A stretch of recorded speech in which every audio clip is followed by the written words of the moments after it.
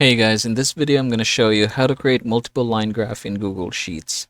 Now I have here some document or spreadsheet that we're going to be working with. So this is based on scores, and I have put here big differences in numbers so that we can easily see them.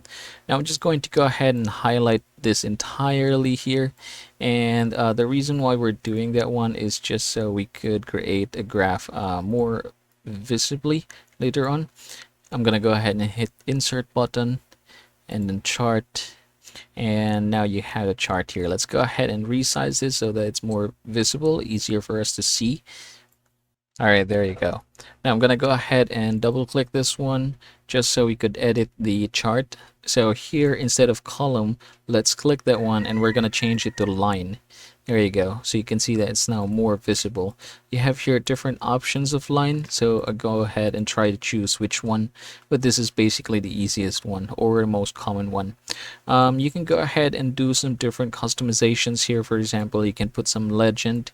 You can put it depending on your case inside.